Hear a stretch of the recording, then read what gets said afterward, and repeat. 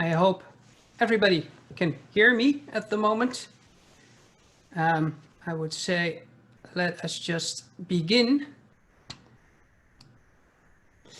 Hello, physicists from all over the world. Welcome to this utterly bewildering and strange digital edition of FYSICA.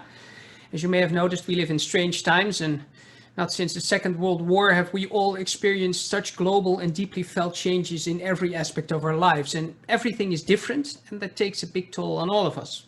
That is why I am deeply grateful at the moment that we found a way to let FYSICA 2020 continue and not have it brought down by this terrible positive single-strand RNA carrying fatty sphere of proteins called SARS-CoV-2. So let me first introduce myself. My name is Dirk Jekel, and I'm the chair of the Netherlands Physical Society, and due to, well, the circumstances, also the chair for our annual FYSICA conference. Normally, we fit all of this in an entire day with amazing talks, prizes, and the chances to meet fellow physicists. And we may need to do some expectation management here. It will be different. And it's the first time we're doing this, so we're learning pretty much on the go. So please have a bit of patience with us. Try to keep your microphones muted at all time. I didn't have 800 friends with me to test this, so everything from now on is new. It's an experiment, and we physicists love experiments. So normally every year, a different university honors us with being the host of our conference. And so many people have worked so hard to make this happen at the beautiful University of Twente, but then Corona struck. And I would first like to thank the organizers for all their time and their effort. We will come back to Twente at 2022. 2022. Well, there's a marketing thing right there, 2022. Anyway, next year is our centennial because we were founded in 1921, and FYSICA preparations for next year have already started, and it will be held at Delft. So this is a time where we need to be inventive and think outside the box. And we physicists are well known for tinkering and thinking outside the box. And I've seen education, data crunching, and even whole experiments being done remotely and from a distance.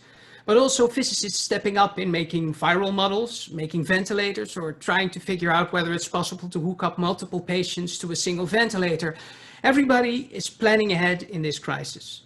And all of a sudden, we are painfully aware that even when we're not just an insignificant blip in the universe, we still live in a society where we can contribute in more than one way, and science guides us and should guide us instead of fear and not knowing. To show the importance of good science literacy in the world, you only need to take a look at dozens of burned down 5G towers. And this is why I think organizations such as the Netherlands Physical Society are needed now more than ever. We work hard on equality, our physics education in the Netherlands, on keeping focus on physics in this increasing multidisciplinary world. And we talk to politicians for this, to corporations, universities, and hopefully you. We have a unique Dutch magazine with amazing articles which rivals with the best magazines in the world. So if you are not yet a member, and you, I don't know, maybe want more saneness and sense in your own society, please consider becoming one. So, the story so far. We were about to go to Twente and then Corona struck. A small team of people got to work, and when we asked you, our physics brethren, who would be interested in a digital version, we were amazed with the response. At the moment, about 800 or so people have registered, and 600 or something, I don't know what the count is at the moment, people are actually joining right here, right now. And it shows how much we love our physics, and it also shows what good taste you all have. We took the best bits of the day, cooked it down in a digital pot until what was left was a beautiful physics program of about 100 minutes. The ingredients are last year's Nobel laureate, this year's FYSICA prize winner, the Teacher of the Year award, the NTVN award for the best articles, and the Young Speakers Contest finals, which you get to judge. We truly have a list of A speakers. And before I announce our first and main speaker, I need to remind you all that please keep this microphone disconnected or muted or destroyed or whatever. It is a new technology for all of us, and it will be a shame if we accidentally would miss some words from a Nobel laureate. You can contact Noortje de Graaf, who leads all this and without whom the NFA would crumble into pieces in a matter of days anyway. But you can do this by using the chat function. And please note that you can send the text to everyone at once or to one person specifically. We will be recording this event, so be aware of this. And after the Young Speakers Contest, when you are allowed to vote for the winner, we said we would send an email with a voting thing, and that will all be done now inside Zoom. So no email, it will be very easy, very clickable. You will definitely understand. Like I said, we're learning this on the job every day. So enough chit chat by me. It is time to announce our first speaker of the day. At FYSICA, we have a tradition of getting last year's Nobel Prize laureate to come and speak about his or her own work. And in the last 12 years, we've managed this 11 times. And in 2019, the Royal Swedish Academy of Sciences has decided to award the Nobel Prize in Physics to 3 people because of this beautiful sentence: for contributions to our understanding of the evolution of the universe and Earth's place in the cosmos. We are honored to have one of them here, or well, there, or in France, or wherever here is at the moment. He is a Swiss astronomer, a professor at the University of Cambridge, fellow of Trinity College, Cambridge, and a professor at the University of Geneva. And together with Michel Mayer, in 1995, he discovered 51 Pegasi b, the first extrasolar planet orbiting a sun-like star. It's an amazingly active and exciting field of study, and since their discovery, now, to date, 4,143 planetary friends have been added to the list. Please give a big round of applause, even though he won't be able to hear it, and it might look strange in your own living room or office, but just go with it. I would love to give the Zoom floor or the digital whatever to none other than Professor Didier Queloz. Thank you very much. As you can guess, I'm talking to you from Geneva. You see the background. Actually, the weather is pretty much the same today. It's just a gorgeous day. So I will try to convey to you in this 25 minutes talk what was the relevance of the discovery we made and the reason why the Nobel Prize Committee and the Swedish Royal Academy of Science decided to award us this this fantastic prize. So I will share my screen. Let's see if it works. Should be working. Here we are. And do you get the proper slide?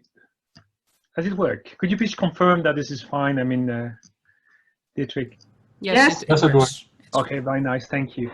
So as it was said, I think the prize, the idea of the prize was really to improve our understanding how we sit into the cosmos. So there's 2 aspects to that. There is one aspect with James Peeble dealing with the very origin of the matter, related to the Big Bang, and there is a completely the other spectrum, which is the nature of Earth and the origin of life on Earth.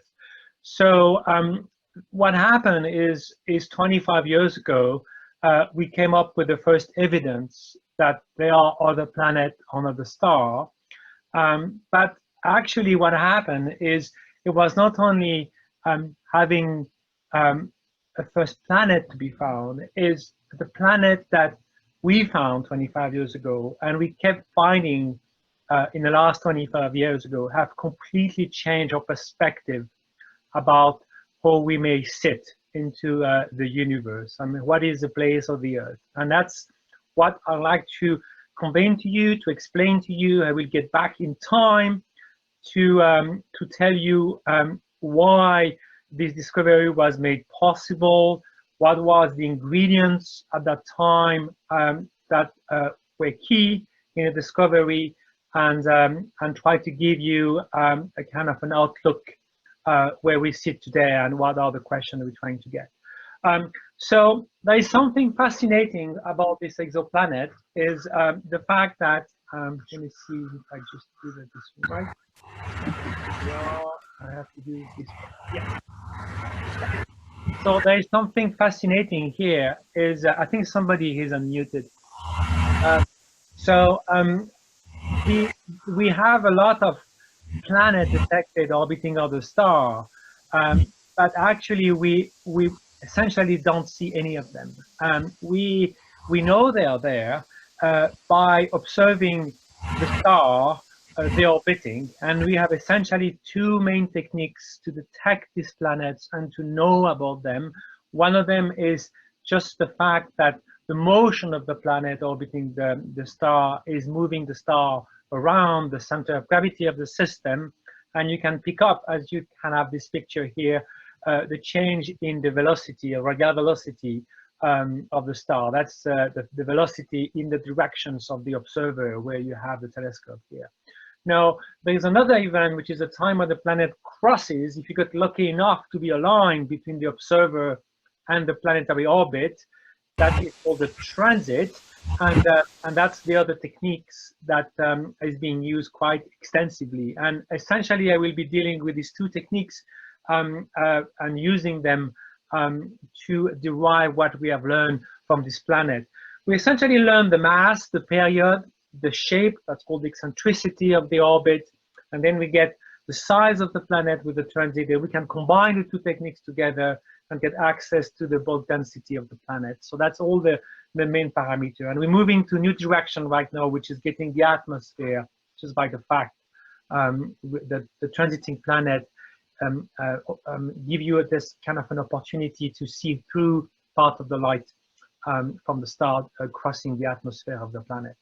But 25 years ago, we had essentially no planets. Well, the story of exoplanets, I mean, if you look back, there has been claim from the 50s about discovery of planets, and some of the cases, the claim have lasted quite long, and they have been debunked later.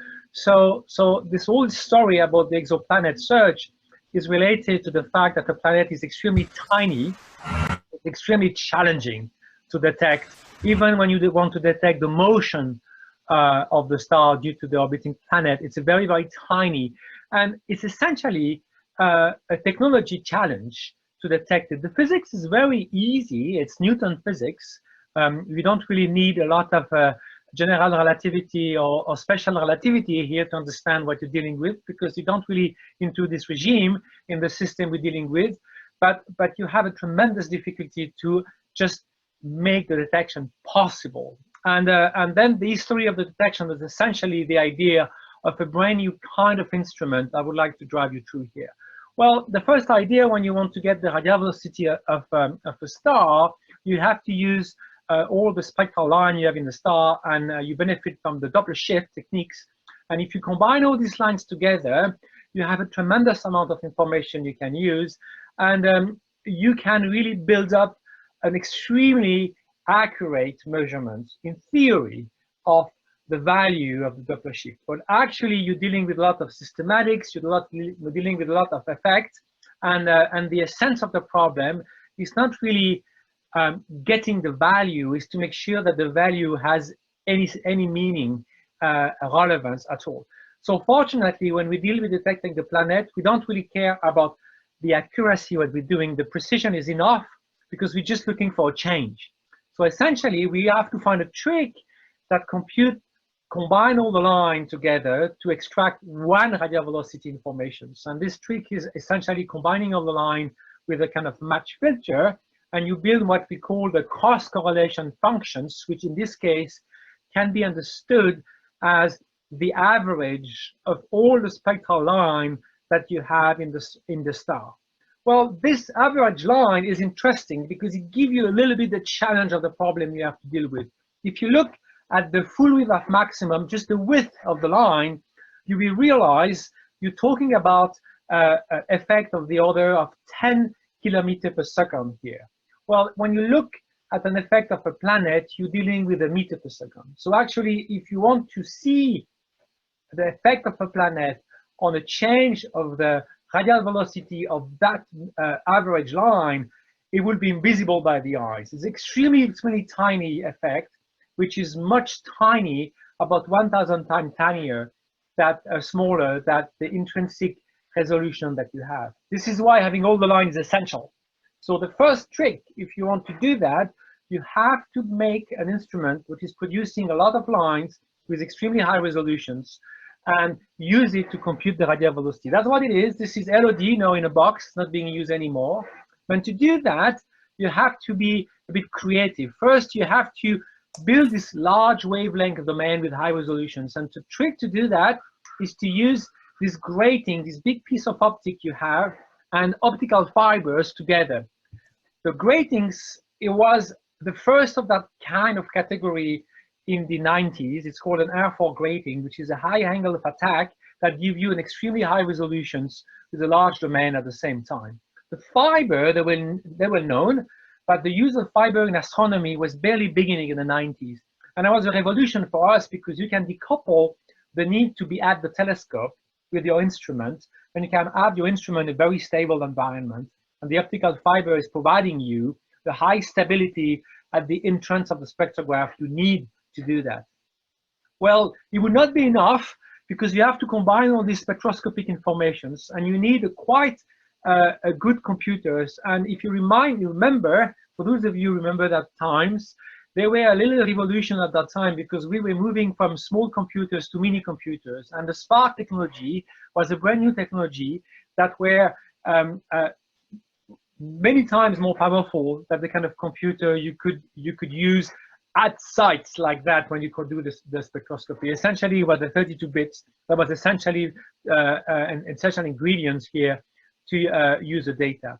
So my main task was to participate to the building up of the spectrograph and the commissioning of the spectrograph, and then to build all the software around to analyze the data. And this kind of machine was really the key, because we could compute the radial velocity of a star essentially within half an hour after the observation. That was kind of essential in the discovery.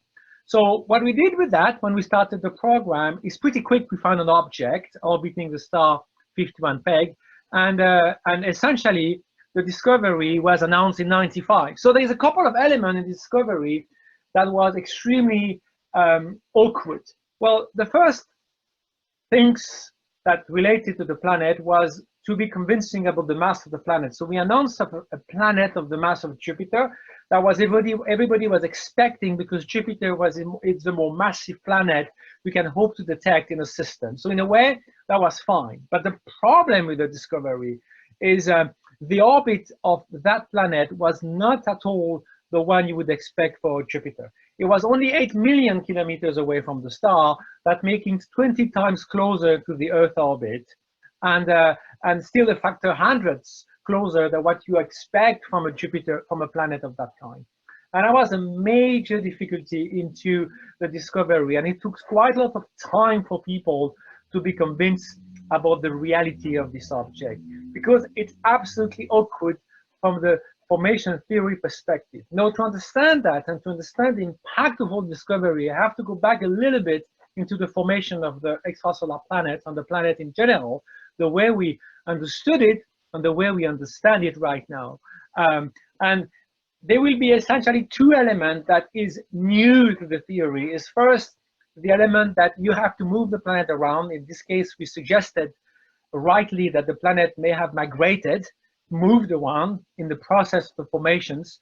Or you can imagine you can build also a bigger planet and you're losing part of the atmosphere or part of the material. And we have found planets currently which are being stripped out today. We have evidence of stripping out planets orbiting stars. So all this, in a way, was a premonition, so the kind of a visionary perspective we put in the paper that has been demonstrated with all the many discoveries that came later on. So to go back to the formations, so I have to show you this tremendous picture, which is the picture of what we call a protoplanetary disk produced by the ALMA interferometry network, which is observing the universe in the millimeter wavelength, which essentially is picking up any low temperature object.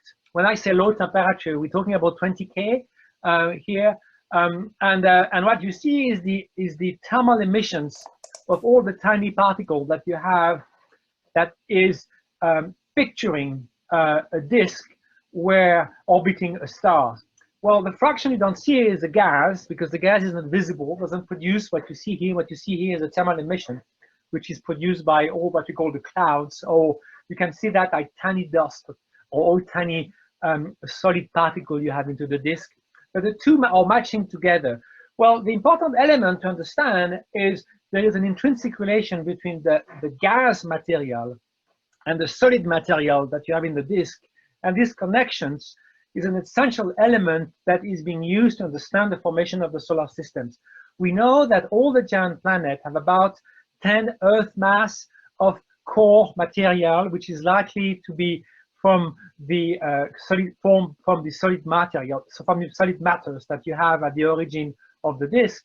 And when you have such a material at the origin of the formations of the planet, it's enough to attract all the gas around and produce this very giant planet that we have, like Jupiter and Saturn.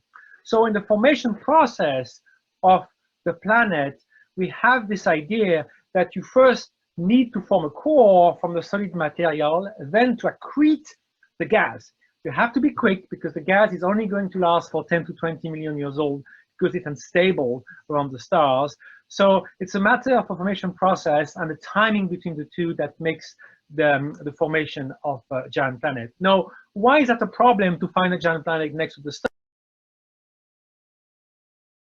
Tell you that the gas, depending on the temperature, can become a solid. So you have a phase change into the disk depending on the temperature. So essentially, if you're very close, everything is gaseous, even the water.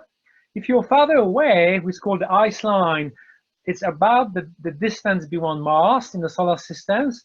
All the water, there's plenty of water everywhere, I mean, in the universe. So the water becomes solid, otherwise it's a gas. Then it is part of this solid particle I'm talking about here. And if you continue to look at other gas, like CO2, CH4, CO, you have other boundaries, other limits where you produce solid particle. So the solid particle you have to have in mind is when you're very next to the star, it is essentially solid particle that is of the kind of like the sand or sandy-like or silicate-like. And as soon as you go beyond, it's kind of more of snow-like, snowflake-like, which is good because this kind of solid particles are very easy to agglomerate. So it helps the thinking about the formations that you have this solid particle being used to agglomerate the planet. So what happened is because you have this solid particle, they decouple from the gas and they settle down into the mid-plan. And the fact you have this strong dividing line and you change the nature of the material, and as soon as the material becomes solid, it decouples from the disk and fall down on the plan, and because it's on the plan, you form the planet. So there's a connection into the formation of the planet and the nature of the material. And we know that from Jupiter because we have been probing Jupiter. We know how much material there is in, and we can build up this good model of the formation of the solar system. So the solar system has a fantastic, nice picture into this, but the problem is we have found a lot of planets right now of the mass of Jupiter. 51 Peng was the first of them that doesn't fit at all this picture. And the way to understand that right now is to just plot the period of the planet on one hand on the left with the size of the planet in the radius of Earth. You see Jupiter is 10 times the radius of the Earth, and on mass of the Earth. And Jupiter is 300 times the mass of the Earth here. Well, what you do see is essentially all the planets we have found, and we have all this big bulk here of a Jupiter-sized planet or Jupiter mass planet here at short period, which is the one we found in this case. There is a whole population of planets that are far too close to fit this formation mechanism. And that was a big shock to find that a lot of planets actually are like that. Now, we also have another kind of planet which are much smaller, which is more like the planet you would expect, like Uranus and Neptune, but still, there is quite a significant amount of planet which is being found in the regime which is between Earth and Jupiter, extremely close. Now, to understand how profound is these findings, you have to get a little bit more detail into what's called the occurrence of this planet. If you don't see that in this diagram is a mixed match of many different techniques, many different surveys, so it gives a wrong impression about the number. But if you run the statistics and look at what is the fraction of each of this category of planets, call it the category, you will find for the hot Jupiter, this Jupiter size or Jupiter mass planet orbiting next to the stars, about 1 to 4%. So they're not that common. They're common enough to find it. That's why when we looked at stars, we have about 100 stars in the sample, we picked one. So it was just expected in a way. Actually, we had 2 in the sample, and we have 2 of this hot Jupiter. But the big surprise is to find out that this other kind of planet that is now called quite commonly super Earth or mini Neptunes, because we don't really know what they are, is the bulk of the planet orbiting other stars. We have more than half of the star. Half of the star, if you look at the sky tonight, if you see the night, if you see the sky, they are planets which are of that kind, which mean that are fitting between the Earth and Jupiter in terms of size and mass, but they all orbit within the orbit of Mercury. So this is planets that have no counterpart in the solar system. So seeing from this perspective, this was a shocking discovery. So 51 pegged acted as a trigger for these populations. But the more planets we have found, the more we have found planets that look awkward compared to the solar system, until the point we realize that we are not the majority in the kind of architectures into the systems. We have not really been able yet to detect planet like the Earth at the Earth orbit, because it's difficult, and you see that in this picture, because the Earth is here, is kind of alone, and the reason why it's alone, because we're failing the discovery threshold. We're working on that, but even if you imagine that we still have to face the reality that 50 to 80% of the stars have planets different from the one we have on the solar systems.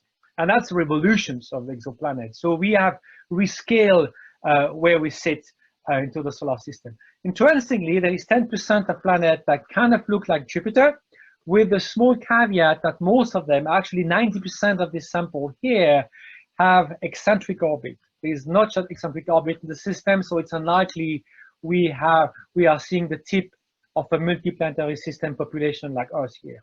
So the whole vision, perspective, the whole perspective about planet have completely changed. The other aspects have changed, and if you compute the density, when you combine for some of these planets, we have the mass and the size, we don't have this strong dividing line between the giant and the telluric planet and the ice giants. There is a continuum between all of them, and there is even a region where, when you're dealing with planets which are less massive than Neptune, we don't really know what they are, because they're sitting in a regime where you can find, for a mass of, let's say, 6 to 8 Earth mass, planet extremely dense like this one, or planet extremely fluffy like that one. To help you, this is the water bulk density here, and that's the Earth-like bulk density. So in a sense, any planet that would be around this line or above this line would be more like Jupiter, extremely full of gas. Any planet that would be around this line or below this line has to be a rocky planet. And we have all these planets in between that are a mixture of these two categories that we don't really know for sure what it is about. So the new perspective now in the field has completely dramatically changed, because we have to understand how we fit into this. So the question is, why the solar system is so different? Well, maybe it is different because we have had the Earth, and because on Earth, given the condition we have had the chance to build a telescope and to have life on Earth. So all this kind of question makes the field fascinating right now, because it opens way more questions than we had previously. So what's the path for the future to make progress here? Well, the first path is we are starting measuring not only the mass and the size and the density of this planet, no, we're detecting the nature of the atmosphere. We're using the fact that some of these planets are transiting, and you can use this event to detect molecular feature or feature into the atmosphere of this planet. This is the purpose of an instrument that is being launched, will be launched in about 1 to 2 years, called the James Webb Space Telescope. We're going to use these instruments to do that. And the hope is this machine, we should be able to study atmosphere of planet in this regime I was talking to you about. If you have a 6 Earth mass sitting between a rocky planet and a kind of a bulk giant-like planet, what are they made? And this will tell you, if you have very thick water atmosphere, of completely different kind of atmosphere? Could you know something? Could you learn something? The other big opportunity is this massive telescope, which is a 40-meter size, which is built by ESO. ESO is the main European organization for astronomy. We will have the biggest telescope on Earth. It's installed in Paranal on the top of volcano, not volcano, sorry, on the top of a hill, big hill in Paranal in Chile, next to on the altiplano, the dry altiplano. And this telescope, we should be able, by combining different kind of techniques, to possibly make some image or some direct spectroscopic measurement of a small Earth of this planet, essentially to get the atmosphere of this planet. And there is a brand new category of survey which is being started. There is a massive international collaboration right now I'm leading, which is called Terra Hunting Experiment, which is trying to break this limit of detecting on Earth. It's kind of a frustration right now that, starting with this picture we had of the solar system, we have found so many planets. We have understood that planets are common, but we're still falling short of finding planets like our own solar systems. Just to compare, I mean, if you want to understand the formation of the solar system, the first question that we need to answer is how rare are we, and how different a planetary system can be of our own, and who is likely to have an Earth at such a distance that we are right now. So this is essentially the field as it is today, with a big question mark about the prospect to, in the future, to look for life, to look for, what does it mean is maybe some traces for life, some element, the minimum conditions that we need, the condition of the atmosphere you have on this planet. And all this started 25 years ago by finding the most awkward planet you can imagine that nobody was expecting, included us. That was the hot Jupiter, and that's where we are right now. So I hope I will be able to share the excitement and the activity. I know in Netherlands there's a lot of people working in this field, a lot of university I'm working with in Dwingelo, Leiden, Amsterdam, these people exactly on this very topic, and all this experimental setup, as mentioning, Terra Hunting, and the big telescopes called ELT and the James Webb Telescope. There is really a very strong team working in Netherlands on that, like everywhere in the world right now. So thank you very much for your attention. Thank you. Thank you so much, Monsieur Didier. Thank you for this amazing presentation. How interesting to see that we started with an outlier and a strange one to say something about how normal we are. And normally you would receive at this point an enormous applause. The problem is that everybody's doing it at home, and I assure you neighbors are complaining at this very instant. I got a lot of chat. The people are sending me applause on the chat, which is very nice. Thank you very much. It's very nice. That's good. But to be sure, we thought, you know, we need sort of a Zoom applause, and that is difficult. So we thought, which animal is already used to Zoom applauding, and the bees have been doing this for millions of years, zooming away. So we would love to send you a nice spot of Dutch honey. Thank you very much. Yes, that was sort of a a Zoom applause for the taste buds.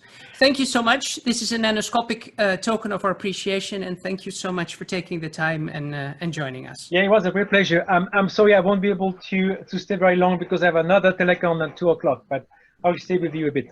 You are a Nobel Prize winner, so you're very busy. Thank you. Thank you so much. We will continue. Thanks to everybody here. As a reminder, thank you so much for keeping your microphones unmuted, on mute, not unmuted, but on mute. We need to keep it that way because it can interrupt speakers, and that would be a bit disappointing, of course. Now, we go to our next speaker, and that has to do with the FYSICA Prize. And yearly this is awarded to an eminent physicist who works in the Netherlands.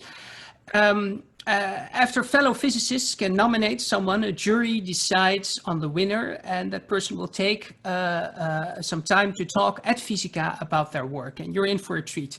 This year, the prize goes to Martin van Hecke, who is professor at the University of Leiden, and he also works at AMOF in Amsterdam, and works with mechanical metamaterials, of which you can see some small taste here, and he's truly a master of materials and bends them to his will in all kinds of novel ways. And not only is his research excellent, unique and original, he also works tirelessly to help younger generation of physicists and does excellent outreach, as you can see here and on his YouTube channel. So he publishes in top tier magazines, but also makes YouTube videos to amaze and inspire others. Please give a mental or outright applause for this year's FYSICA Prize winner, Martin van Hecke. Okay, thank you, Diederik. So for me to get started, you have to stop share screen so I can start. Great. Okay, let's see if this works. All right. Well, thank you. So let me thank you again for awarding me this prize. When I got the phone call a couple of months ago, of course I knew some of the winners, but I went down the list to look at all the winners of this prize, and it's really a very intimidating list to be on. So I'm very happy to be part of that club. So what I want to do today is tell you a little bit about the research that my group has been doing over the past 10 years or so. And this is about things like emergent properties and geometry and structure and design. And to understand what I'm talking about, let's look at something very simple, a piece of paper. And we all know paper is thin and therefore it can easily bend.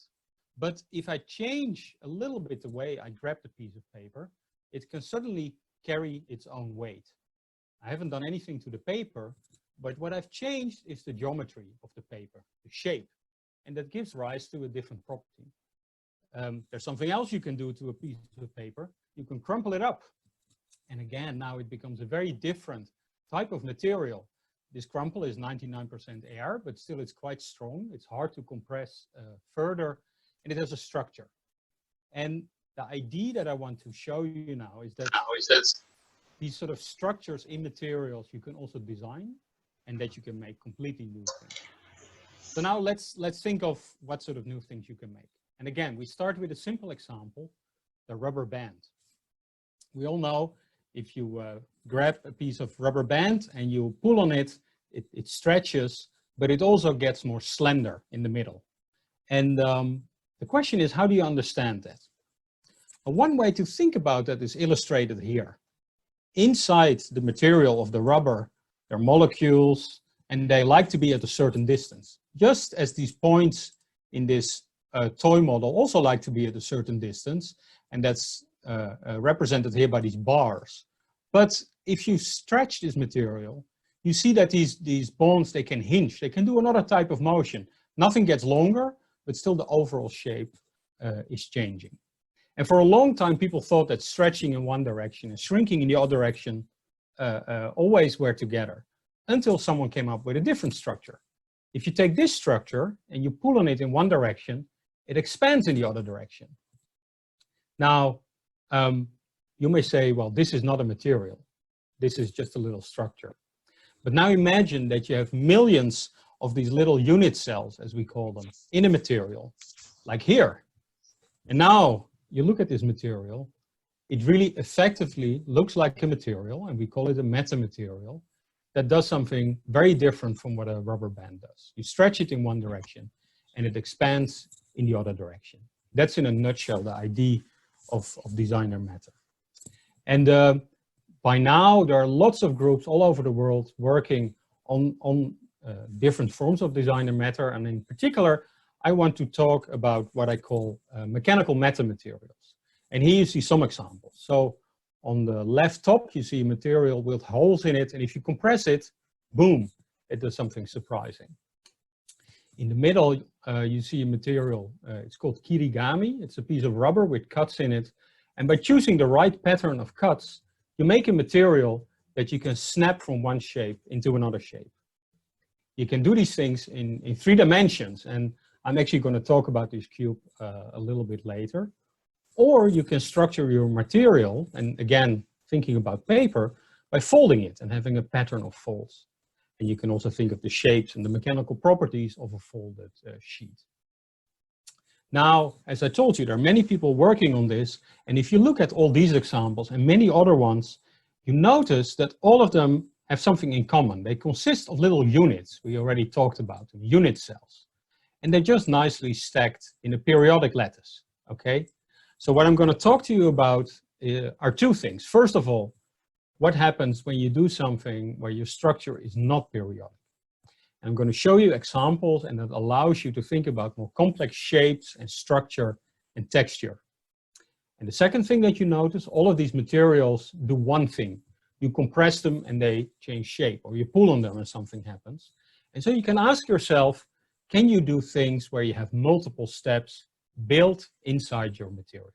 I'm going to show examples of both, and I'm going to show you more specifically a shape-shifting material. I'm going to show you origami that can fold into different shapes. And then I'm going to talk a little bit about sequence, about the material that is self-folding. And at the very end, I really want to go to the edge of what we're doing and show you a counting metamaterial. Now, of course, there is no time to go into all the details, so it will be a little bit an impression, and I hope you get the general flavor of what we're trying to do. And we're going to start now with shape. So let's go back to the cube. So let me tell you how this cube works. Inside the cube, little building blocks, all identical building blocks.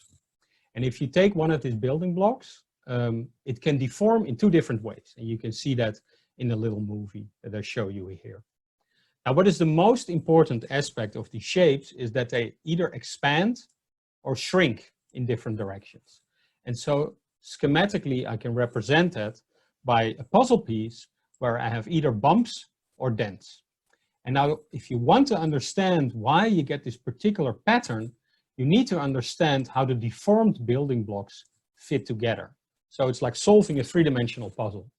And the way it works is if you take one of these skinny building blocks, of course, its neighbor has to be fat, and that is true in all directions. And then the neighbors of the fat ones are skinny again. And in that way, and it's maybe easier to see in the schematic representation, you see that you have an alternating pattern. And that's precisely what you see here in these holes. Okay, so far so good. But now there's a trick. So in some sense, what I've done, I used one building block. Let's call it one meta atom. And then I can build one type of metamaterial. But I can very easily turn this one meta atom into 3 meta atoms. And it's almost trivial. I basically take my building block and I rotate it in a different direction. Now, if you rotate the cube in a different direction, it's still a cube. But if you look at the deformed shapes, you really get something new. The pattern of bumps and dents is different now. And now you can ask yourself a new question. Suppose I take a number of these building blocks and I just assemble them together. Would I get something interesting? Now let me first show you that we actually can do this using 3D printing.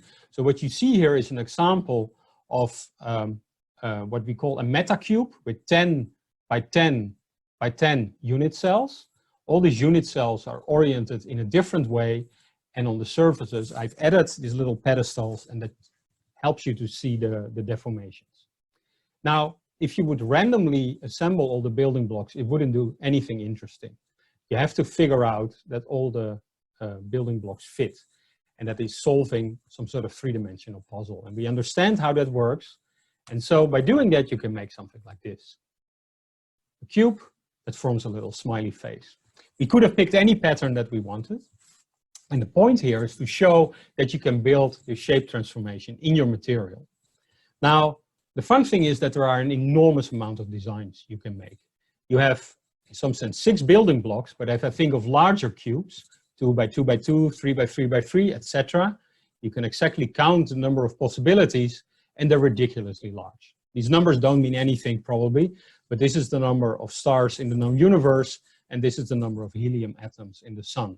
And just by going from one building block to 3, you open up this enormous design space that allows you to do something new. Now, maybe also it's interesting to talk a little bit about, what have we done? So, does the world need a lot of smiley cubes? Maybe in these days, actually, the world does need smiley cubes. But if I'd asked you to make a smiley cube, you probably would have made something with a pulley and a lever and some sort of little machine. And the point is, if you take a little machine and you cut it in 2, it doesn't work anymore. But this guy still works. So it's not really a machine, but it's also not an ordinary material. It's somewhere in between, and that is what we find exciting here. Now, this idea to combine multiple meta-atoms into metamaterials can be extended in all sorts of directions. And my absolutely brilliant student, Anne Meusen, will shortly talk about her work on building defects in these type of systems. What I wanted to show you is that you can also do this in origami, which on first glance looks very, very different. So, and in particular, what I'm going to do is now show you how to make origami that is pluripotent. And what we mean with that, it's origami that can fold into different shapes. Okay, so let's look at this pattern again. So the design of your folding pattern, are these fold lines, these creases. And when you look more carefully at this pattern, you see that it's built up of what we call little origami atoms. This is where a number of folds come together. So let's just cut out one of these origami atoms and play with it. And immediately when you do that, you notice something quite surprising. Although in hindsight, it's completely obvious, you can fold these guys in 2 different ways. Okay, so now you can make something that is pluripotent, because you can imagine if I connect lots of these origami atoms together, I can make many different shapes. But there is a problem, because if I just randomly connect them, the structure doesn't really fold. You can sort of bend it. It costs all sort of energy, but it doesn't really want to fold. So you have to do the design correctly, just as in the case of the cube.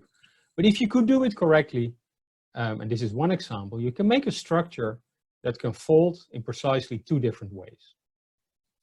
Now, these 2 folding patterns that you see here were known, but we found now a way to make basically an infinite number of other folding patterns. And the trick is as follows. So let's look at this pattern again, and let's look at one of these origami atoms. It turns out that each of these has a little friend. And actually it has 3 little friends, and you make them as follows. You either take a mirror image, or you change the design of the origami. So what you do is you have an angle here and you change the angle. Now all 4 of these origami atoms are different, but are sufficiently related that if you stick them together, you have a decent chance that they also fold. And that means you can build origami molecules, you could say. Here's one way of doing it. So I take 4 times the red atom. I need to turn them around a little bit, and now I can make a folding pattern. And this is the folding pattern that you just have seen, and it folds in 2 different ways.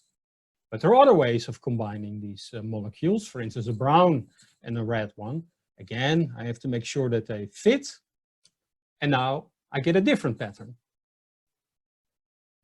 But now, since I have 4 origami atoms, if I just combine them, I could in principle make 65,000 different molecules. Now, most of them don't fit, and most of them don't fold, but there are 140 of them that do. Now, I'm not going to explain you in detail how it works, but we encoded all of these into puzzle pieces. And when you can solve this puzzle, so if you can put the puzzle pieces together, you've made the design of an origami pattern. And it looks quite complicated, but we don't need a computer to make these designs. We understand the rules, so we can just do it with pen and paper, although making the drawings is very hard. We can create the crease pattern, and then we can fold it, first in the computer. And this is not a random pattern. It's made so it can fold into 2 shapes. The Greek letter alpha, and now you can guess what the second letter is. It can fold into the omega.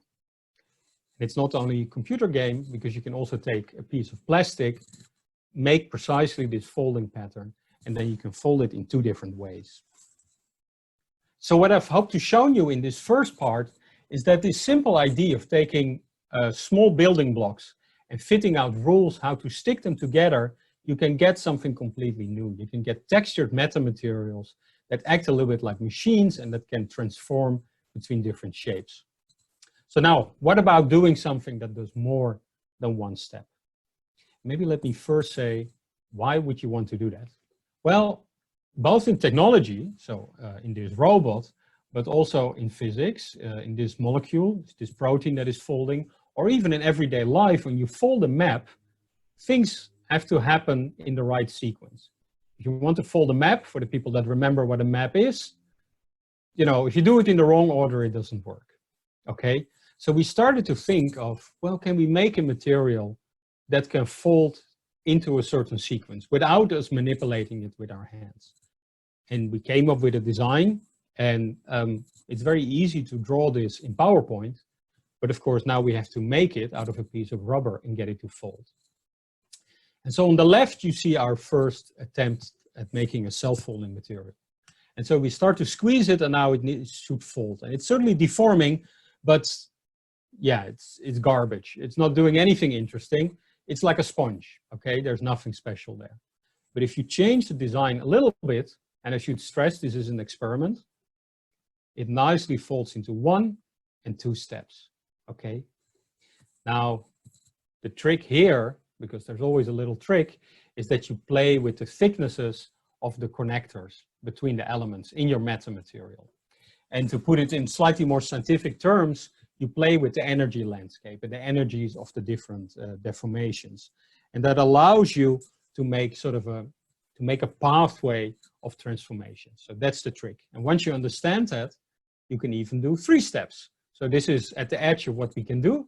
But again, it's an experiment and it works. So you compress it and you get 1 folding step, 2 folding steps, 3 folding steps. And the folding is certainly not perfect, but it's certainly the best that we have at the moment. Okay, now I want to talk very briefly about the work that we're doing at the moment.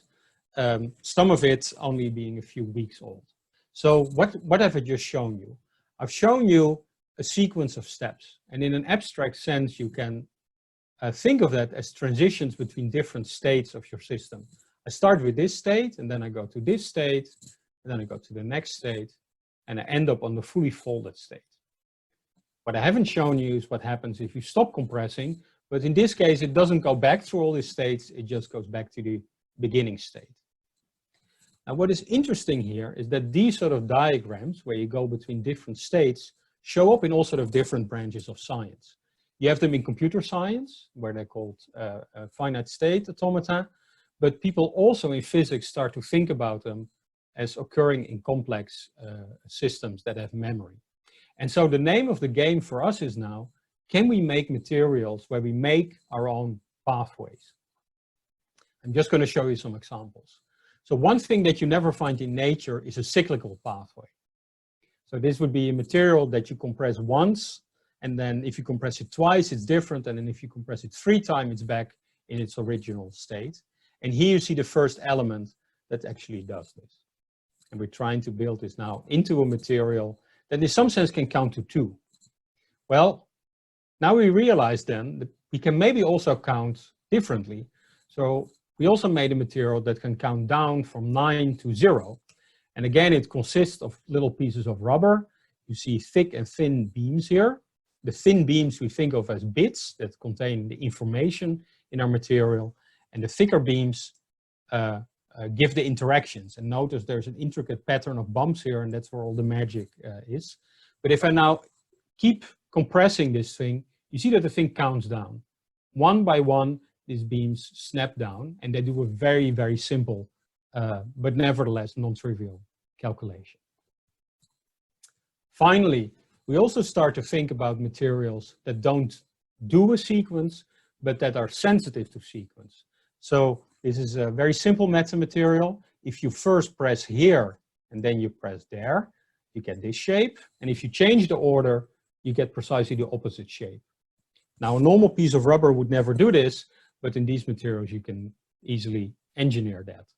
Now, this looks almost trivial, and I thought it was, but if you start to think of what happens with more than 2 beams, you get things that are much more complicated. And you can see I don't even have a PowerPoint slide for it. This is a sketch of my student, Amitesh. But suddenly these metamaterials now start to do things that we never thought were possible. And finally, sort of coming full circle, we're also looking at materials like this, a little rubber sheet that we compress, and you see little events happening, pop, pop, pop, pop, and they turn out to have complicated pathways like this. A little bit similar to what you see in this sort of computing paradigm. And sort of the question I want to end with is asking, well, can a piece of paper or a crumpled piece of paper do a calculation? And maybe it sounds like a weird question, but we think the answer may be yes. Well, this is the moment to thank people, and in particular, all the people that have worked with me on these problems over the last 10 years. I'm not going to read out their names because they don't mean anything to you, but it means a lot to me to see them all here together and to think of all the fun and excitement that we had doing this. Now, normally this would be the point also where I would thank my funding agencies, but somehow since I started doing this, I've only have a long list of rejections from them. But thank God, my institute directors and also some of my colleagues have been helping me out and allow me basically to continue this fascinating research. So thank you, thanks a lot. So to wrap up, I hope to have shown you that by playing with structure, we can start to think of materials in a completely new way. There's many things we cannot do. I don't know how to make a cube that has 2 different faces. And I don't know yet how to fold something that self-folds in 3 dimensions. And we cannot do all calculations that we want inside a piece of rubber. But we start to see that these things may be possible, and it's going to be super exciting to think about that. If you want to read a little bit more about this, there's a review paper here. And I thank you for your attention. Thank you so much, Martin. It's been truly, your work is uncomparable to anything else. It's so original and so accessible and so rich at the same time. And I thank you at least for bringing me the idea of a smiley cube in my life, origami atoms that have friends, and counting crumpled pieces of paper, which is just not something you would assume that your life would be enriched by after hearing a physics talk. Thank you. Normally I would go on stage and give you, I will share my screen at the moment, and I would, yes, would normally present you with at least this certificate. And of course, it will be sent to you, and there's a mental applause, and a lot of people downstairs in the chat are congratulating you. But I assume that the neighbors are already complaining with the physicists applauding at home. Of course, there needs to be a Zoom-related applause for you as well. We will send you also this very special beeswax candle. And if you look at the wrapper, it says pure light. So apparently no energy is lost to heat, and this thermodynamically extraordinary candle should be very fitting for your extraordinary work. So thank you so much, Martin, for your amazing presentation. Thank you very much. Thank you. And we are continuing to the Young Speakers Contest. But before I do that, I would like to show a few companies or institutions up here who helped us make this event possible. And normally we would do it in a very different way, of course, at the venue itself. But we are truly thankful for our sponsors for helping us do this. Okay, every year we organize the Young Speakers Contest, and for this contest, a young speaker is defined by a PhD student or postdoc within 5 years of obtaining his or her PhD. The presentation should discuss the own scientific work of the speaker and will be in English. And you, the people at home or in the office or wherever you are, will be the judges. We've said before that in an email, we will send you a voting link inside an email that is already yesterday's news, literally, because we sent the email yesterday, but we will do it inside this Zoom program We're learning on the job, and it will speak for itself. So you're about to see 3 amazing presentations, and I would love to give the floor to the researcher at the Amhof Institute and University of Leiden. And the first speaker will give a presentation about the peculiar effect of a small error. Please give a warm, mental or exuberant applause for Anne Meusen. Thank you so much, Diederik. Let me share my screen. Excellent. And there we go. Are we all good? I think we are. All right, thanks everyone for tuning in. So I'm Anne, and I'm a researcher in training at Amhof, which is a research institute in Amsterdam. And what I do there is I research the physics of materials. And I've been working with these 3 great guys in the corner over here, my boss, Martin, whose talk you just saw, and my 2 colleagues, Erdal and Yair. And we've investigated the strange effects of small errors inside materials. So, first of all, to set the stage, when I talk about a material, what do you think of typically? Maybe something concrete, like wood or rubber, or maybe a sponge. What's nice about materials like these is that we know exactly how they behave. And that means that we can use them to build stuff, from skyscrapers to tables to, well, sponges. So for example, when I press on this sponge, I know exactly what's going to happen, right? It's going to get smaller and fatter. But we've got something better than materials, beyond materials even, and that's what we call metamaterials. And metamaterials show very peculiar behavior. So for example, this material I'm showing you now is a pink structure made out of rubber with all these little holes in it. And when I press on this thing, of course, it becomes shorter, but it also becomes thinner, not fatter. And that's something completely different than what you'd expect. Why does this happen? Well, because it's got all these little holes in it, which allow the structure to sort of collapse in on itself and shrink. And this is really crucial about all metamaterials. Their internal structure gives rise to weird behavior. And that can be useful for lots of different applications because you can program all these weird behaviors. But the difficult thing is that you do have to design them.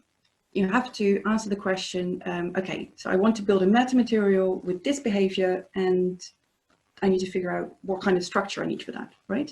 And this is a really complex question. In fact, it's such a complex question that there is no single answer to it. So what I do as a materials researcher is, I'm not even going to bother to try answering that. Instead, what I'm going to do is I'm going to try to figure out design rules. So rules that tell me if I have a structure like this, then my behavior will be weird like that. And today I want to tell you about this exciting new design rule that our team discovered because we figured out how to use small errors to create new functional metamaterials. And to do this, we were inspired by math, in particular by topology. So topology is kind of a fancy way of describing how different parts of a structure are connected. So the stuff you're seeing on your screen right now is a simple example of that. If I take a strip of material and I connect it back in on itself, I hope you can see this, then you create a simple loop. And it has a simple topology. If you imagine standing on top of your loop and walking around the structure once, you get back to where you started. So simple, nothing special. But now you can do something more interesting. You can open up the loop, twist one end around and stick it back together. And this gives you what you probably know as a Mobius strip. And this one has a really weird topology. If you now imagine standing on top of the loop and walking around once, you get back to the other side. You started on top and you end up at the bottom. So you didn't get back where you started. You actually need to walk around the loop twice to get back to where you started out from. It has a really different topology. And now we wanted to combine these two ideas, right? So we wanted to make a metamaterial with a weird topology that kind of reminds you of this Mobius strip. And we didn't use this pink material over here, but rather the black rubber structure that I'm showing you right now. And now this metamaterial is structured, it looks kind of weird, right? But it actually behaves quite nicely. So I'll show you in this video that when you push on the structure, it deforms nicely. It's kind of soft. So it collapses inward, kind of like the pink stuff we saw before. And its internal structure looks kind of funky, but it's actually pretty simple because it's made up out of these triangular building blocks. And these building blocks are stuck together in different orientations to create a larger material, sort of like Legos. Now, the nice thing about this building block is that it can deform. It can squeeze outward and become fat, or it can squish inward and become skinny. So if you want to use these building blocks to make a nice soft metamaterial, you just have to stack them together in the right configuration so that they all match up like puzzle pieces.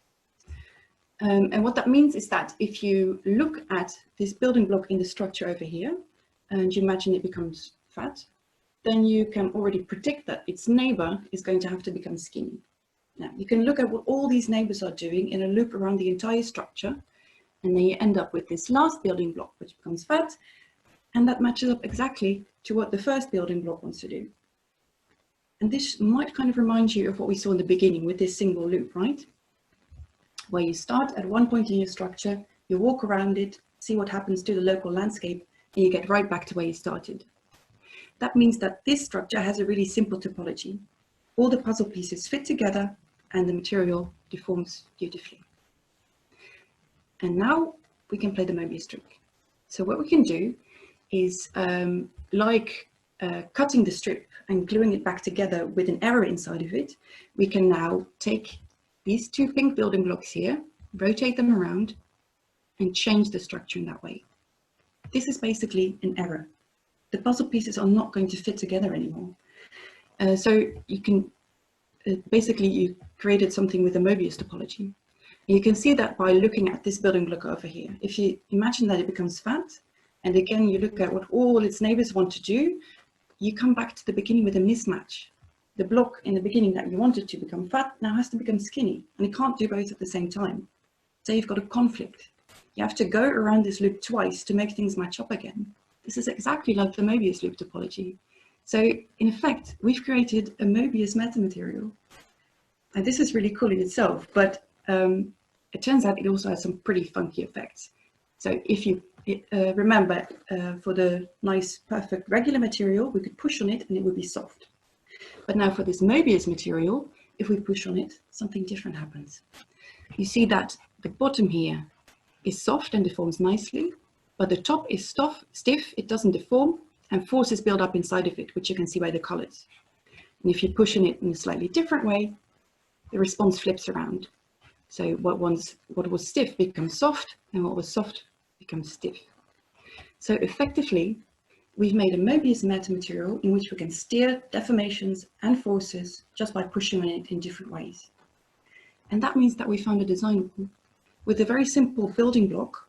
We can create nice soft materials, and then by putting an error inside of those materials, we can make a Mobius metamaterial where we can steer deformations and forces. Now, the reason that this works is topology. And that's great because topology is really general. So that means we can make Mobius metamaterials with all kinds of different building blocks, cubes and squares, and even in 3D. And moving forward, this could be used in all kinds of applications where you might want to steer deformations and forces, like crumple zones or shoe soles or even moving robots. So I think the takeaway for me from all of this is that the topology of a material, so the way it's connected to itself, is really important. And I think in that sense, materials are surprisingly similar to humans, because for us too, connections are what makes the difference. And so I want to thank you very much for being here and for staying connected. Thanks. Thank you so much. Yes, connection is definitely something that we lack during these days, staying at home. So it's a very nice sentiment at the end. And thank you so much, Anne, for your presentation. And I hope that everybody will remember the wonderful things they heard, because at the end, that you at home or at the office decide who is the best presentation. And you heard about the steering of the forces, atoms that become thick or thin when you push upon them, and Mobius materials, metamaterials. So lots more to think about. I think it's amazing that these young speaker contest finalists still want to participate even in this digital sort of way, because it's very difficult to give a presentation under these circumstances with no interaction with your audience. So extra respect to all three of them. Now on to the next speaker. Athira Menon works at the University of Amsterdam, and she has a presentation with the title, How Well Do We Know Our Stars? So over to Athira. Yes, thank you. Let me start by sharing my screen. That sounds good. Okay. Yes, your screen is popping up. And I will minimize my window. Okay, well, I'm guessing now everyone can hear me. Yes. Good afternoon, everybody, and thank you for this amazing opportunity indeed to speak to you all today, especially under these circumstances. So thank you all for being there. I'm a theoretical astrophysicist at the University of Amsterdam, and today I'm going to speak to you about how well we really know our stars. Let me take you to the year 2015. It was an especially historic one in the records of physics because it was in this year that we realized we understand gravity quite well. LIGO had made its first ever detection of gravitational waves, those ripples in space and time caused by the motion of two objects going around each other. The waves which LIGO detected came from a pair of black holes, a billion light years away, moments before they collided and merged to become a single black hole.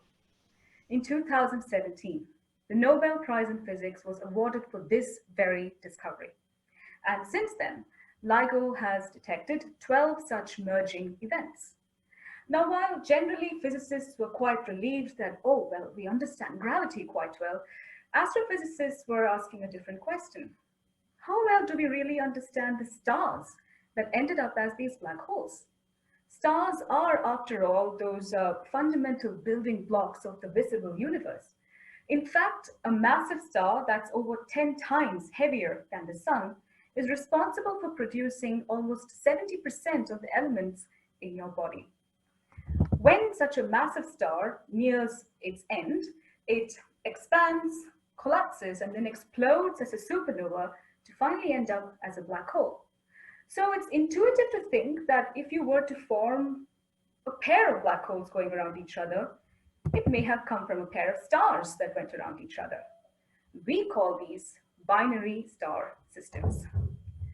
Now, the black holes which LIGO detected came from old galaxies, billions of light years away. So if you were to understand the kind of stars that created them, we need to look for an environment which is A, having a similar chemical composition as those old galaxies, and B, is close enough to us so we can make precise measurements of their stars. Fortunately, nature has been quite lucky to us. She gave us two such galaxies. These are called the Large and Small Magellanic Clouds, which you see in the picture right there, and they're satellite galaxies of our own Milky Way. Now, these are old dwarf galaxies which were pulled towards the Milky Way by its enormous gravity sometime in the distant past. Now, we are doubly lucky because these old galaxies are still forming new stars, which means by observing them, we can study how massive stars are born and observe them all the way until they die. Now, in particular, in the Large Magellanic Cloud exists a region called the Tarantula Nebula, a nursery of stars. This region has been studied quite well by the Very Large Telescope and is found to be rich in a diverse population of massive stars. But what took us by surprise really was how most of these stars are found to be living in binary systems, some of them so close they could end up making the very black hole pairs we are interested in. Now, just as in human couples, star couples also lead complicated lives. In fact, the closer they live, the more complicated their lives are. While human beings do this by talking to each other, stars do this by transferring mass to each other. If you were to start with a pair of stars that went around each other every 3 days, tidal forces like the ones that exist between the Earth and the Moon will end up bringing them closer.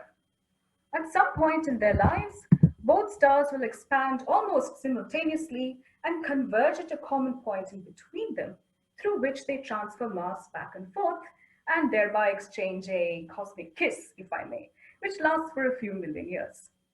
Now, this phase is called the contact phase in binary stars and is a telltale signature of such close binary systems which we are interested in. From there on, the stars can either shrink, detach, and then go on to evolve and die as black holes, or they can merge while continuing to expand finally into a single massive star that rotates quite rapidly. So any stellar model that attempts to find out how black hole pairs are made must be able to explain all the features of this very important contact phase in their lives. And that is the precise aim of my research, where we are trying to see if our present day models of binary stars can explain what we observe in the Tarantula Nebula using contact binaries. Now, there are 5 such contact binaries so far that we have found in the Tarantula Nebula. And now let's go about seeing how we can go about modeling a binary star system. To do this, we start with 3 main inputs, which are the masses of the 2 stars and their initial orbital period. This is then plugged into a 1D stellar evolution code, which assumes that stars evolve spherically. And we start their evolution from their birth and follow it all the way until they either merge as stars or collapse into black holes. After that, we take the output of our code and compare it with what we see. For the purpose of this research, we built a grid of nearly 2,000 binary star models comprising a range of initial parameters. We then took the contact binaries from them and compared it with what we observe in the Tarantula Nebula. So let us see how well our models do. Now, what we predict from our models is that the most common contact binaries must have equal masses for both the stars. And this is verified by what we observe in the Tarantula Nebula as well, within the uncertainties of the measurements. But from there on, there seemed to be quite a bit of a difference. We expect at least 7 times more contact binaries to exist presently in that nebula. And not only that, the majority of them must be less massive and have shorter orbital periods than what we are presently observing. So what our models are telling us is that though we should be expecting to see a lot more contact binaries, and the ones we are seeing right now must be the rarer ones. So clearly there is a discrepancy between our models and what we're observing. We don't seem to be quite there yet. So what could be the reasons for that? Well, one of the most uncertain phenomena of which we have a very basic understanding at best when it comes to massive stars is their rotation. Massive stars are found to be fast rotators, going up to hundreds of kilometers per second at their equator. And we expect that these massive stars must have meridional circulation currents inside them, just like the ones in our oceans, which take material from under the surface and bring it towards the surface. Now, depending on the efficiency of this mixing inside the star, a closed binary system could end up merging while it's still stars, or they could evolve all the way to merge as black holes. This uncertainty, this efficiency uncertainty of mixing, is presently the work I am pursuing in my research as well, to see how it impacts the evolution of massive stars generally.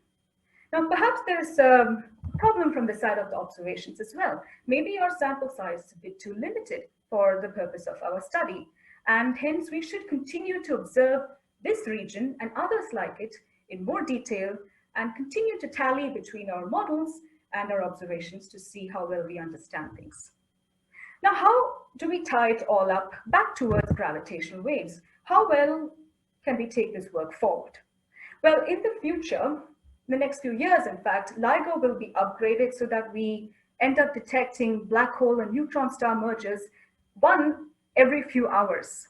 And soon enough, LISA, a space-based gravitational wave detector, will be launched, and it will be able to detect all sorts of mergers in the local and distant universe and increase this population of merging events. Now, we are truly going to face an astronomical flood of data in the coming decade, and we are equipping ourselves by making predictions of the kind of detections these instruments will make. For this, we cannot just make a simulation of a few thousand models. We need 10 million binary stars to do this. And to do this within a reasonable amount of time, we need to simulate them with simplified models so we can do it in the human span of life. And these models are themselves based on the detailed ones I presented in this work. But we just learned that even the most detailed binary star models cannot explain an important phase of the lives of the kind of stars that will end up making black hole couples, which LIGO and LISA will detect in the future. It is thus especially crucial in this era of astronomy that we understand how stars, the most fundamental units of our universe, work very well and their physics. My message thus for the future of astronomy, this data-intensive era, is that let us continue to test what is known and visible in the local universe before and while seeking what is unknown and invisible in the dark corners of the distant universe. Thank you very much. Wow, thank you so much, Athir, for that final beautiful set of sentences. Very, very amazing talk. Thank you so much. It's great we went from atomic connections and more connections are needed to the relationship between stars, and that basically we went from meta atoms to the atoms of the cosmos being the stars. So far, both presentations have been amazing. It will not be an easy choice for the people at home, maybe even more difficult now that the third presentation is about to start. And remember, for the people at home, you get to decide who will win this year's digital version of the Young Speakers Contest, maybe the only one that's ever going to be. So please make sure that you vote on later on. It will be very simple. Everybody can do it. We started with Meta, we went to Mega, and now we go to the true atoms in the nanoscale. She works at the University of Twente and is going to talk about the insulator to metal transition in barium bismuthate. And now it's time to transition to Luca Bouwmeester, if she is there.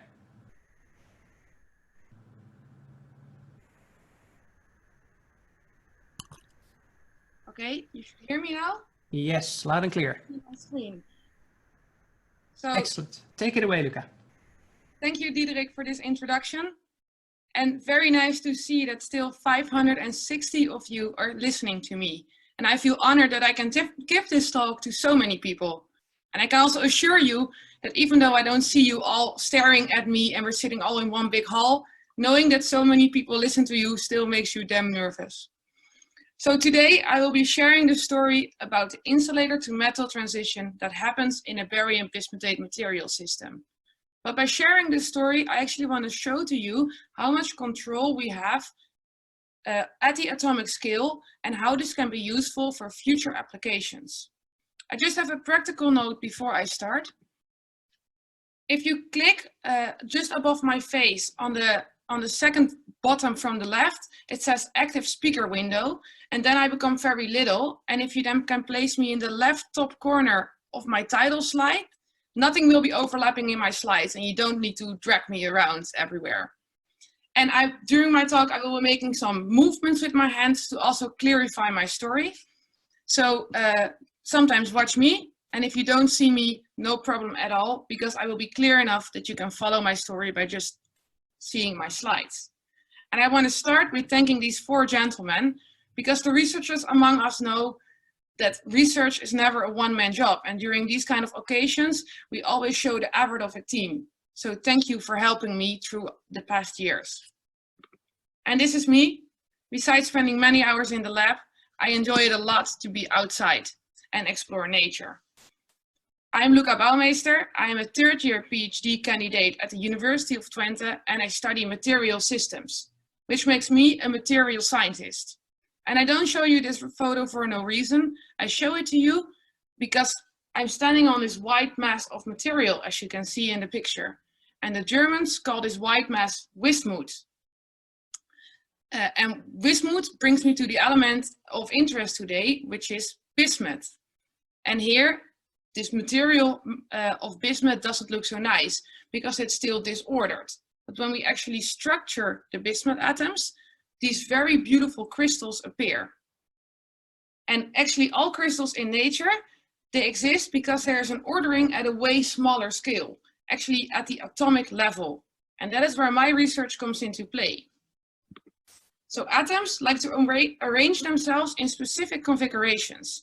And very often this is like a little cube, as you can see here. We material scientists call the arrangements of atoms the crystal structure of a material. And here we're looking at the crystal structure of the material of interest today, barium bismutate. So as you can see, those green dots on the corners of this little cube are the barium atoms. Then right in the middle, it's the bismuth atom. And on every facet of the cube, you have one oxygen atom sitting there. And what is now most interesting about this arrangement at the atomic scale is that actually this arrangement at this immensely small level is causing the physical behavior of a larger material system. So how do we study this? We study this by looking at thin layers of materials. So in my case, we look at a thin layer of barium bismutate. So we start with a substrate, and on top of that, we grow a thin layer of barium bismutate. But this is actually still a crystal, because this layer is built up of all of those little cubes that I showed you just before. And the beauty of looking at thin films compared to single crystals is that with thin films, we have a lot of degrees of freedom to play around with. As you can imagine, we can stretch this film a bit, but we can also press it a bit. And all these manipulations to our thin film actually change the atomic configuration. And therefore, we can also change the physical behavior of a material system. And we can even make this more extreme. So by controlling the atomic configuration, we can design material properties in already existing material systems. So this is of relevance for future development of, for example, electronics that dissipates less energy, or for the future development of solar cells. So what we do in my research is we look at barium bismutate thin layers of various thicknesses. So we start off with a layer where the barium bismutate is still relatively thick. Here we do expect that the material behaves like an insulator. So this means that no current can flow. But if we decrease its thickness and make it very, very thin, we expect that the material will now behave like a metal, so that electrons can flow around. But what actually happens now at the atomic scale? So we need to take a step back to this little cube that I showed you before. As you can see, those oxygen atoms surround the bismuth atom and make this funny looking shape. So you see that actually two pyramids are stacked on top of each other. And we call this an oxygen octahedra. And the size of this oxygen octahedra is actually of big importance for how the material will behave. So if we now go back to the various thicknesses and we start with a thicker layer of barium bismutate, you can see that some of the oxygen atoms moved around. So some moved a bit closer to the bismuth atom and some moved a bit further away. And as a consequence, the octahedra now have different sizes. And this will make the material behave like an insulator. If we now make the layer thinner and thinner and thinner, at some point, the oxygen atoms move back to the facets of the little cubes. So all distances between the oxygen and the bismuth atoms are actually the same again. So now also all oxygen octahedra have the same size. And this will make the material behave like a metal. So this is all very nice, and this is the insulator to metal transition that I was talking about in my title. However, now the most important thing is to detect it. We actually need to measure this. And how do we do this? We do this by using a very famous piece of equipment called a scanning tunneling microscope. In short, this is an STM. So we have a barium bismutate layer of a thickness that is right in between this transition. So if it's a bit thicker, it will be insulating. If it's a bit thinner, it will be metallic. And we call this thickness the critical thickness. So we have the critical thickness barium bismutate layer. We have a needle of the STM. This needle is very, very sharp. At the outer edge, ideally only one atom is sitting. And if we bring this needle very, very close to the surface of our barium bismutate, at some point a current can start flowing. And we can measure this. And what we then do is we apply a voltage over the needle and the barium bismutate surface. And this is how we can measure if the material will behave like an insulator or like a metal. And it looks as follows. Here I show you a voltage map where every single pixel is actually a single measurement with this STM. So we have our barium bismutate surface, we have our needle, we put it in one position very close to the surface, we apply a voltage of minus 1.7 volts, and we measure the current. We save this value and we move to the next position where we again apply a voltage of minus 1.7 volts, measure the current, save it, and go to the next position. This is how we build up this entire voltage map. And you can see that we observe different color scales. So if we start with the red rectangle that I drew in the top right corner, you can see that everywhere inside it's yellowish, which implies that no current is measured there. So right there, the material behaves like an insulator. If we now go to the black box that I drew in the middle, you can see that we did measure somewhat of a current, since the color is green-bluish. If we now go to the blue rectangle that I drew right in the top left, you can see that the color scale is very dark bluish. So there we measured quite an amount of current, where the material also behaves like a metal. So here, by measuring a barium bismutate layer of a critical thickness, we do observe that both insulating and metallic behavior appears. And this confirms the insulator to metal transition in this material system. So what do? I study crystals, but not the beautiful crystals we observe in nature, but I study crystals as thin films. And by now using the thickness as a degree of freedom, we can actually control the physical behavior of a material system. In this case, we go from an insulating state to a metallic state. And by using an STM, we can actually observe that this insulator to metal transition actually takes place in this material system. And this is the very first time that this transition is measured. I hope that by telling you this story, that I showed you the importance of increasing our level of knowledge of having control at the atomic scale. Because by having control at the atomic scale, we can actually actively manipulate physical properties in existing material systems. I would like to thank the organizers for making FYSICA Online also happen, for giving me the chance to share my story with you, and I would like to thank everybody in the audience for listening. Thank you. Thank you, Luca, for your fine presentation. As a material scientist myself, I'm sorry, I like bismutate, but it has been shown that physics is possible at every conceivable level, and that is why I love physics so much. We've started with the metamaterials, then we went big to the mega size of the stars, and we ended up with the thin film layers. And at the moment I'm trying to share my screen. Yes, in the hope that it all looks so fluent. It's like I've done this a million times before. Yes. So these again are the three people who gave us the wonderful presentation for the Young Speakers contest. Right now, or in a few seconds, or I don't know, this pop-up should pop up. And there it's quite simple. You just click on one of the three and click submit.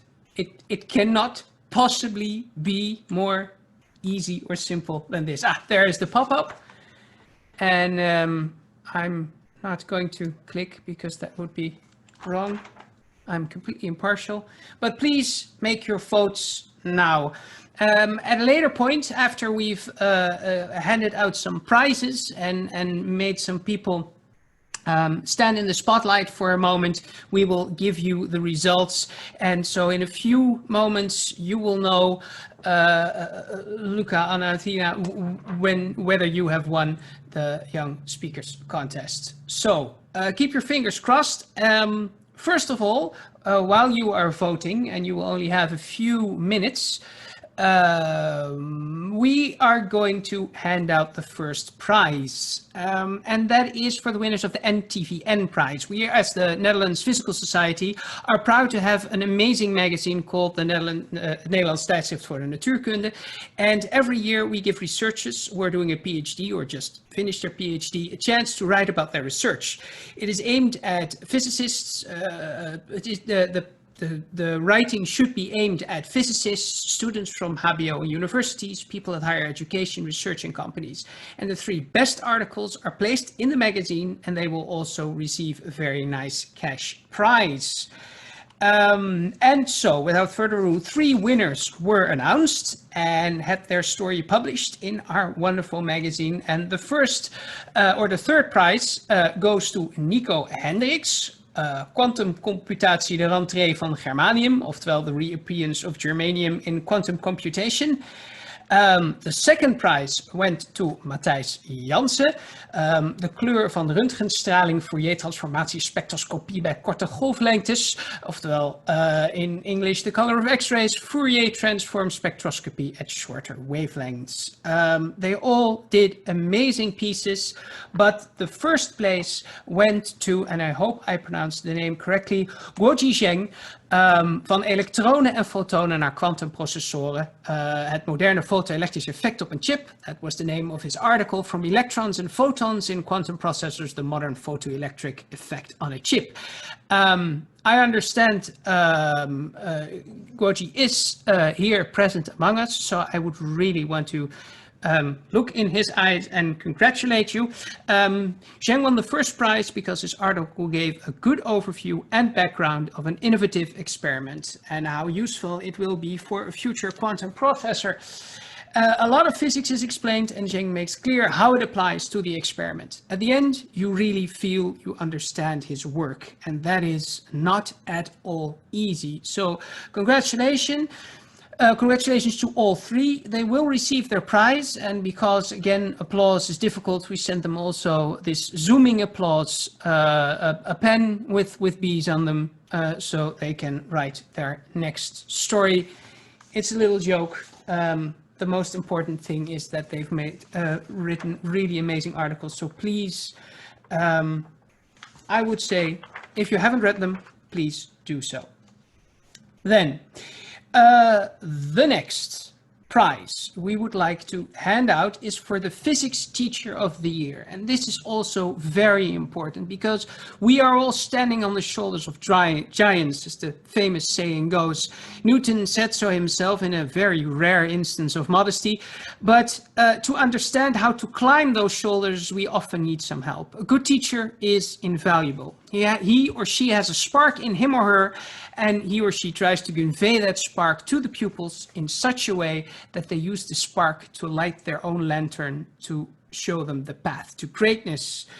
And so to inspire the physicists of the future, we are desperately dependent on good teachers. It cannot be said enough.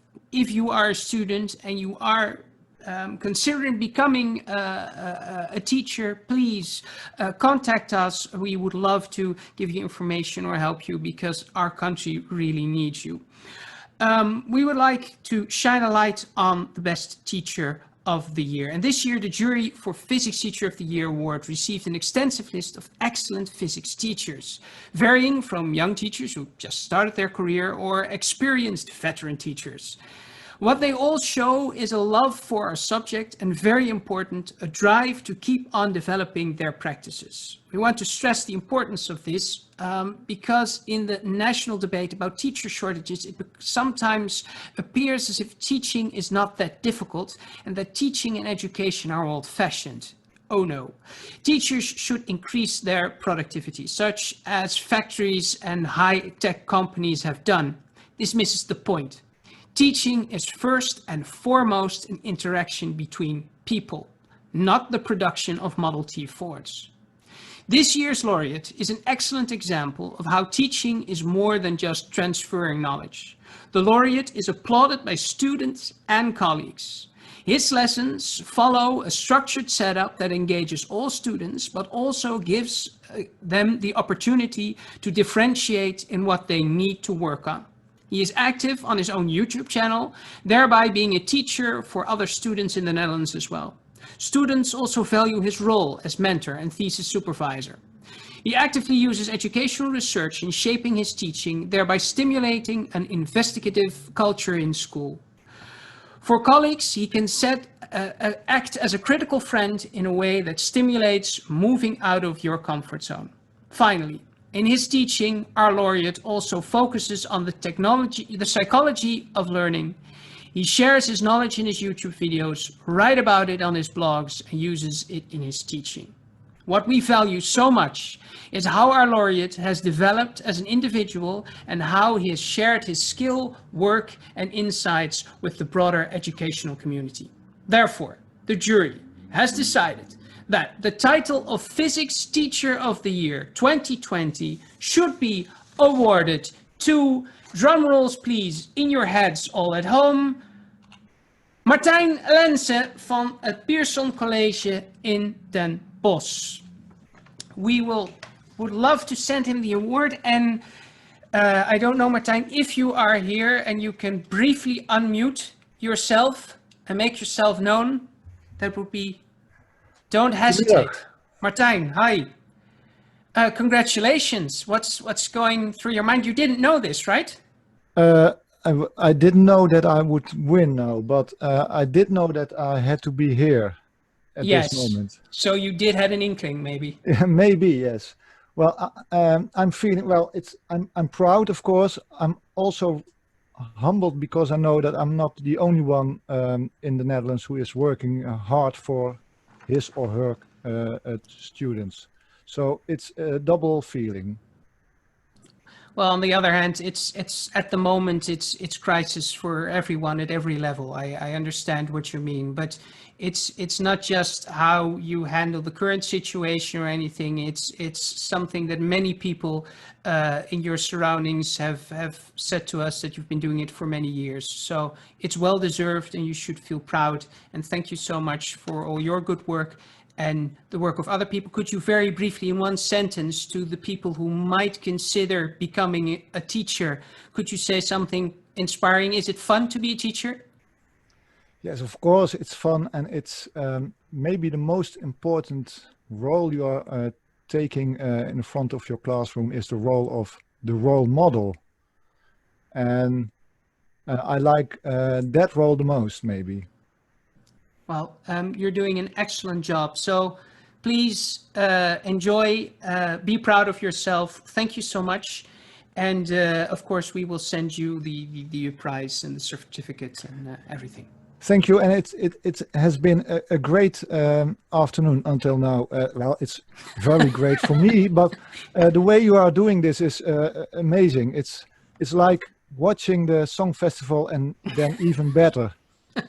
Song Festival with some depth knowledge. Thank you so much. Thank you so much, Martijn. Have a great day and keep up the good work. And finally, we come to the HBO Young Talent Prize. And this is the final prize that we will hand out before we announce the result of the Young Speakers Contest. The prize, this one, is awarded to the exceptional students who are in the final phase of their education. And with this prize, we want to acknowledge the young talents at the HBO Education of Applied Physics. Every year, about 300 young people start their applied physics education at one of these three HBO institutions, namely Saxion, Haagse Hogeschool, and the Fontes. They play an invaluable part in physics research and at companies all over the Netherlands. All three schools have selected one winner, and these winners will each receive a certificate and €500. And let's start with the Fontes, who nominated 6 students: Stijn Scheijen, Maud Slange, Theo Lam, Iris Rommens, Ruben Koets, and Dagmar Engelke. Because it was exceptionally close this year, they wanted to mention all of them. But of course, there can be only one winner.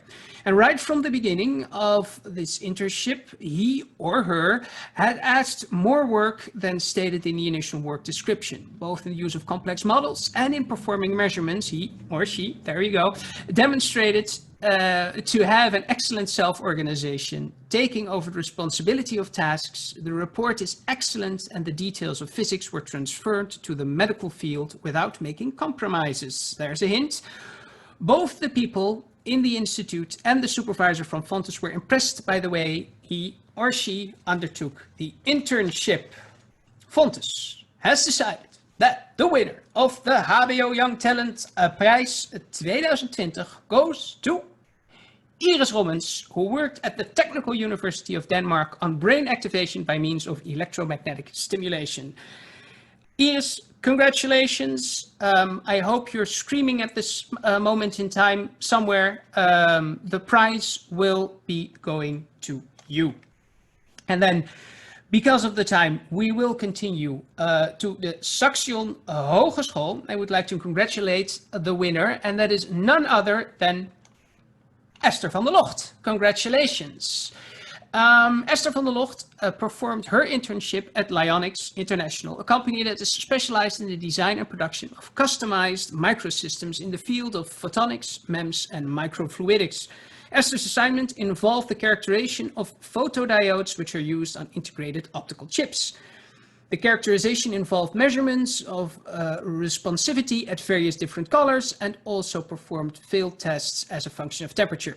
Esther performed these measurements very carefully and also took the initiative to automate the measurement system. Additionally, she researched the effect of a bonding technique on the photodiode during its integration on the chip. For this, she designed imitation chips and performed additional responsivity measurements. The amount of work done and the level of detail with which the analysis has been carried out is commendable, aside from the large amount of work done in a short time. Esther's independence and proactive attitude is truly impressive. So let those words wash over you, Esther. Enjoy and congratulations. Then the third and final HBO Young Talent Prize goes to somebody from the Haagse Hogeschool, and they were also direct in who won. They are proud of the winner. For the Haagse Hogeschool, the winner is Sanne Walraven. Sanne has performed her internship in Madrid, studying the properties of metal halide perovskites at the UAM. These materials show promising behavior to be used in photovoltaic cells, but their properties are not well understood yet. The thinner they become, the more beneficial their conductive properties, but the lower their yield in light harvesting. This provides a delicate trade-off. According to her colleagues, she showed a high degree of independence, quick grasp of the assignments, capable of handling delicate materials and performing complex experiments. So, congratulations to all three of you, and please continue your work in physics, graduate, become amazing, and I hope you can do something wonderful with the prize money. And now, the final part of the day, the moment most of you have been waiting for, it's the result for the Young Speakers Contest. I know especially Anne, Thera, and Luca have been waiting for it. And you've all seen the presentations and all of you have voted. And I would like to see how, and you're wondering, Diederik, how does this work? Well, I just get a text from somebody. And without further ado, I'd like to tell you that after counting all the votes and all the texts are in, there's only one winner, and she will be sent the money and the certificate showing that she has won the prize. Please make some big noise at home for none other than Anne Meusen. Woohoo! Anne, are you there? Yep, I'm here. Thanks so much. Are That's you a really big honor? Oh, good. You're happy? Of course I am, yes. And I'm sure the money will find a good cause to go to. Do you have any idea on how you're going to spend it? I still have to do some research on that, but it's definitely not going to go to my bank account. So thank you very much. That is a very good decision, I would say. You research nice spending ways of the money, and thank you so much. And also Athera and Luca for the amazing presentations. You were truly deserving of the final spots in the Young Speakers Contest. And so, thank you all at home, all 500 to 600 people who stayed here and stuck around for this digital version of FYSICA. We've done our best, and I will stop sharing. Yeah, stop sharing because then you can see my face bigger again, I would say. Yes. Yes. Okay, there was I. Thank you so much for being here and following us along for this digital, weird kind of version of FYSICA. I would like to thank you for the attention and would love to have some feedback on what you thought was good or what could be in need of some improvement. Love to get some feedback. And oh yeah, the people who already paid for FYSICA, next week when we all had some sleep, we will start the laborious task of refunding the down payments because this was completely different from what you expected. So if you do nothing, our people will soon start this process. Some people have donated the registration costs to the Netherlands Fiscal Society for helping us with some of the costs and for our centennial activities. Nobody is obligated, but if you want to donate some or all of this money, please send us an email and say so. And we thank you for this from the bottom of our hearts. If you do nothing, we will just give you back the down payment. It will take some days because we need to find all the account numbers and stuff like that. So please, everybody, stay safe and abide by your local health rules concerning Corona. We do not want you or other people to get sick. And hopefully we will beat this horrible virus and see each other on April 16th at the TU Delft for FYSICA 2021. Thank you so much. Stay safe. Bye-bye.